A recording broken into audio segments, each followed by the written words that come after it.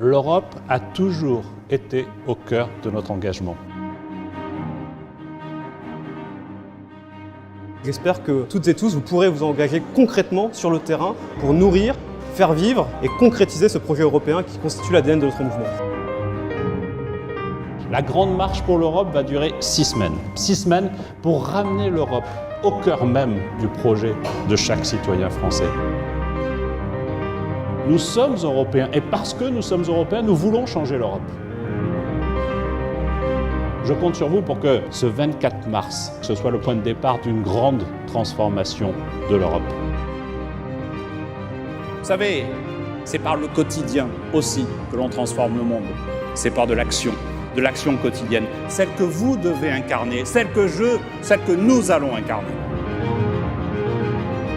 Pour moi, l'Europe. Pour moi, l'Europe. Pour moi, l'Europe. Pour moi, l'Europe. Pour moi, l'Europe. Pour moi, l'Europe.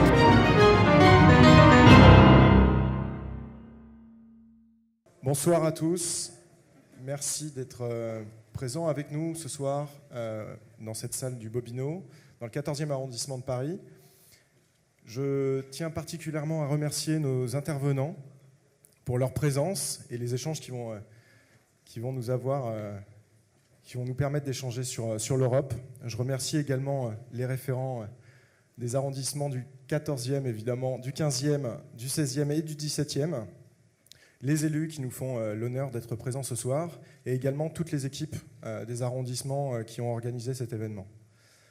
Alors ce soir, on a décidé, nous référents, de dire qu'est-ce que représentait l'Europe pour nous. Et pour moi, l'Europe, c'est historique. Après des millénaires de guerres fratricides entre des pays, on a décidé de construire un projet européen et de créer une zone de paix. Cette zone de paix, elle nous a permis de répondre à des problématiques qu'avaient les citoyens de ces pays, qui étaient la liberté et la sécurité. Mais en même temps, aujourd'hui, il faut aller plus loin. Après 70 ans de problématiques, le monde, il a changé. Le monde, il nous apporte de nouveaux défis. Et ces défis, il faut qu'on puisse y répondre.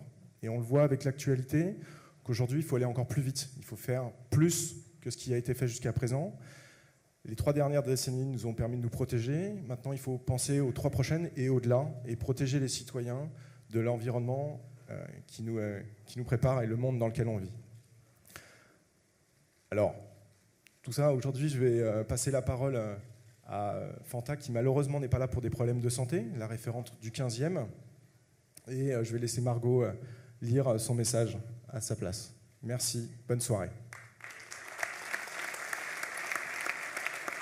Merci Alexandre. Merci à tous d'être là ce soir. Effectivement, Fanta n'est pas avec nous. Elle a eu quelques problèmes de santé ces derniers temps. On pense fort à elle. Et donc, je vais vous lire son message. Elle nous a expliqué pourquoi, qu'est-ce que c'était l'Europe pour elle. Et donc, l'Europe pour elle, c'était d'abord un principe de solidarité entre les États membres. Schuman a déclaré en 1950 « L'Europe ne se fera pas d'un coup, ni d'une construction d'ensemble. Il se fera par des réalisations concrètes, créant d'abord une solidarité de fait. Il est important de le rappeler à tous, et en particulier aux jeunes générations. Cette solidarité, elle doit également se retrouver dans notre relation avec l'Afrique. C'est ce que Fanta a voulu nous dire dans son message. Une partie de notre avenir se joue en Afrique, tout particulièrement pour la France. L'Afrique francophone représentera 400 à 400 millions de personnes dans moins de 10 ans. Environ 1 milliard de jeunes se retrouveront sur le marché du travail d'ici 2025. Aujourd'hui, les opportunités de travail, elles n'existent pas. On aura des jeunes qui seront sur ce marché du travail et qui ne pourront pas trouver d'emploi. On devra créer ces millions d'emplois pour résorber ce chômage. L'Europe restera et reste un Eldorado pour ces jeunes. Peu importe les barrières, peu importe la dangerosité de la traversée, ils continueront, nombreux, à traverser la Méditerranée. Il ne faut pas oublier que plus de 10 000 personnes y meurent chaque année. C'est le message qu'elle a voulu nous faire passer et elle a voulu insister sur le fait que son espoir pour l'Europe était de voir cette Europe unifiée, de voir apporter une réponse cohérente et que ce message se tourne à la fois sur les pays européens mais regarde aussi de l'autre côté de la Méditerranée. Elle nous invite donc à regarder du côté du Sud et à partager ensemble une réflexion sur l'Europe de demain. Et je passe de suite la parole à Gilles qui va nous dire pour lui qu'est-ce que c'est l'Europe. Merci. Merci Fantin. Merci Fantin. Bonsoir à tous et bienvenue à Bobino pour cette première soirée européenne. Et j'imagine qu'il y en aura beaucoup d'autres. La Grande Marche et la Grande Semaine de l'Europe démarrent cette semaine. Alors, je suis Gilles Widawski, référent de Paris 16, un des plus beaux arrondissements de Paris. Le 16. Et alors, je ne suis pas que référent, je suis également un industriel avec une dizaine d'usines en France dans le domaine de l'aéronautique, du spatial, de l'énergie. Et pour moi, l'Europe, eh bien, en particulier, c'est la fierté d'avoir un client qui est un grand constructeur européen aéronautique, qui est basé à Blagnac, à côté de Toulouse, employant 140 000 personnes, 48 000 en France, 47 000 en Allemagne, 13 000 en Espagne, 12 000 en Angleterre. Et vous l'avez reconnu, ce constructeur aéronautique qui est le numéro 1, pas l'oublier, qui construit aujourd'hui le plus d'avions de ligne, eh bien c'est Airbus et qui est évidemment devant aujourd'hui Boeing. Donc on a cette fierté qui est un très bon exemple. Et pour moi, l'Europe, ça devrait être les usines 4.0, ça devrait être des usines plus innovantes, ça devrait être des usines où il y a plus de digital, ça devrait être des usines où les femmes et les hommes travaillent dans de meilleures conditions, et ça devrait être des usines qui respectent beaucoup mieux la planète. Et pourtant, qu'est-ce qu'on constate ? On constate que, en particulier en France, mais également en Europe, on souffre de la mondialisation qui a entraîné la disparition de centaines et de centaines de gros sites industriels. Et aujourd'hui, nous devons transformer notre modèle économique et social pour retrouver les conditions de cette reconquête industrielle. C'est un programme que nous engageons en France. Et en France, il faut le savoir aujourd'hui, on ouvre plus d'usines que nous en fermons. Et cette transformation du modèle économique et social, eh bien, nous le souhaitons également pour l'Europe.